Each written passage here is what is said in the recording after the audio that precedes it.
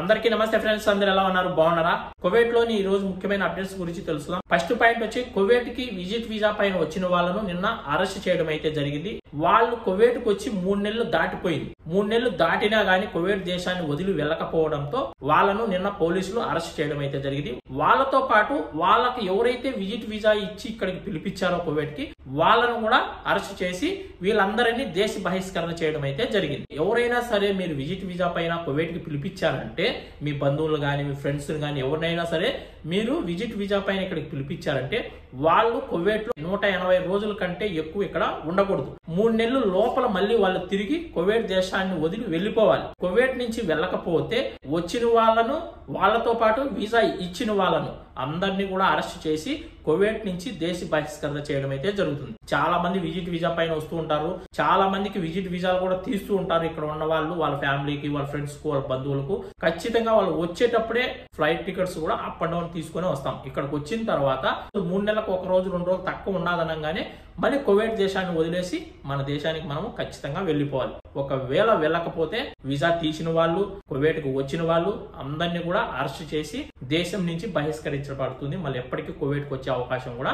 ఉండదు. ఇంకా రెండో పాయింట్ వచ్చి యజమాని ఇండ్ల నుంచి అక్రమంగా గృహ కార్మికులను తరలిస్తున్న నలుగురిని అరెస్ట్ చేయడం అయితే జరిగింది. ఎవరైనా సరే ఒక ఇంట్లో ఏదైనా ఇబ్బంది ఉన్నది, మమ్మల్ని కాపాడండి, మేము ఇంట్లో పని చేయలేము, మేము ఇక్కడ ఉండలేము, మమ్మల్ని ఏదో ఒక విధంగా మమ్మల్ని బయట వేయండి, మమ్మల్ని ఏదో ఒక విధంగా ఇండియన్ ఎంబసీ కాడ వదలండి, లేదంటే ఎక్కడన్నా వదలండి అని ఎవరైనా మనకు చెప్పినా గానీ మనకి ఏదైనా ఫోన్లు చేసినా గానీ ఏమి కాదులేదు, మీరు వచ్చేయండి బయటికి, నేను కారు ఎత్తుకొని వస్తానా, నేను తీసుకొని పోయి నేను ఇండియన్ ఎంబసీ కాడ వదులుతా, లేదంటే ఎక్కడైనా వదులుతానని చెప్పి ఎవరైనా వెళ్ళారంటే అలాంటప్పుడు పోలీస్ వాళ్ళకి చిక్కారంటే ఖచ్చితంగా మిమ్మల్ని అరెస్ట్ చేయడం అయితే జరుగుతుంది. ఖచ్చితంగా దేశం నుంచి కూడా బహిష్కరించబడుతుంది. చాలా జాగ్రత్తగా ఉండండి. కువైట్ ఇళ్లలో చాలా కష్టాలు ఉంటాయి. కొందరికి కొన్ని ఇండ్లు మంచి ఉంటాయి, కొన్ని ఇండ్లు చెడ్డవి ఉంటాయి.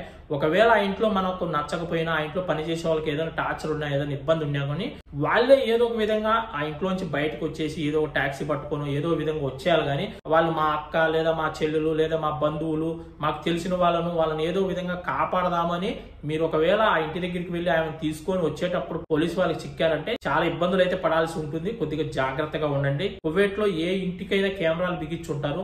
మనం వెళ్ళేటప్పుడు చాలా జాగ్రత్తగా ఉండాలి. మూడో పాయింట్ వచ్చి ఖైతాన్ మరియు పర్వానియా ఏరియాల్లో నిన్న తనిఖీలు జరపడం అయితే జరిగింది. ఈ తనిఖీలలో చాలా మందిని అకామాలు లేని వాళ్ళను ఇళ్లలో నుంచి పారిపోయి వచ్చిన వాళ్ళను ఇలాంటి వాళ్ళందరినీ కూడా చాలా మందిని అరెస్ట్ చేయడం అయితే జరిగింది. ఎవరైనా సరే మీరు రూమ్లో నుంచి బయట వచ్చేటప్పుడు మీ సివిల్ ఐడి కార్డ్ అనేది కంపల్సరీగా మీరు మీ దగ్గర పెట్టుకొని బయటికి రండి. ఒకవేళ రూమ్ లో పెట్టేసి వచ్చినాము మర్చిపోయి వచ్చినామన్నా కూడా ఇబ్బంది పడతారు. అలా ఒకవేళ మీరు మర్చిపోయినా కానీ కనీసం మీ మొబైల్లో మొబైల్ ఐడి అనే యాప్ను డౌన్లోడ్ అన్నా చేసుకున్నాండి. మీరు ఒకవేళ అకామా లేకపోయినా మీరు మొబైల్ ఐడిలో మీరు చూపించినా కూడా వాళ్ళు మిమ్మల్ని వదిలేస్తారు. ఒకవేళ మీ దగ్గర అకామా లేకుండా మీ దగ్గర మొబైల్ ఐడి లేకపోయినా కానీ మిమ్మల్ని కూడా అరెస్ట్ చేయడం అయితే జరుగుతుంది.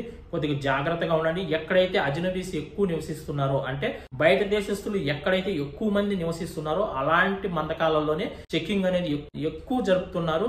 పర్వానియా, ఖైతాన్, అవల్లి, సాల్మియా, పాహెల్, జహరా ఇలాంటి ఏరియాల్లోనే ఎక్కువ చెకింగ్ అయితే జరుపుతున్నారు కువైట్ గవర్నమెంట్. కొద్దిగా జాగ్రత్తగా ఉండండి. చాలా మంది కామెంట్లలో కూడా అడుగుతున్నారు కువైట్ లో చెకింగ్ ఇంకా ఎన్ని రోజులు ఉంటుందన్నా అని. కువైట్ లో అయితే చెకింగ్ అయితే ఇప్పుడే ఆపరు. అకామా లేని వాళ్ళను ప్రతి ఒక్కరిని పట్టుకునేంత వరకు చెకింగ్ అయితే ఆగదు. ఇంకా లాస్ట్ అండ్ ఫైనల్ చాలా మంది కామెంట్లలో అడుగుతున్నారు, అన్న మీరు చెప్పే వీడియోలో లాస్ట్ లో కువైట్ దినార్ రేట్ కూడా చెప్పండి అని అడుగుతున్నారు. ఈ రోజు నుంచి ప్రతిరోజు కూడా నేను చేసే ప్రతి వీడియోలో కూడా లాస్ట్ లో కువైట్ దినార్ రేట్ ఎంత ఉన్నది అనేది కూడా మీకు చెప్తాను. ఈ రోజు కువైట్ లోని దినార్ రేట్ గురించి తెలుసుకుందాం. ఒక దినార్ వచ్చి మన ఇండియన్ రూపీస్ లో 273 రూపాయల 330 పైసలుగా ఉంది. ఎవరైనా సరే ఇండియాకి డబ్బులు పంపించుకోవాలనుకుంటే మంచి రేట్ ఉంది, పంపించుకోవచ్చు. ఓకే ఫ్రెండ్స్, ఈ వీడియో ఎంతో మరొక మంచి వీడియోతో మళ్ళీ కలుద్దాం. ఈ వీడియోని అందరూ లైక్ చేయండి, షేర్ చేయండి. అందరికీ బాయ్ ఫ్రెండ్స్, జై హింద్.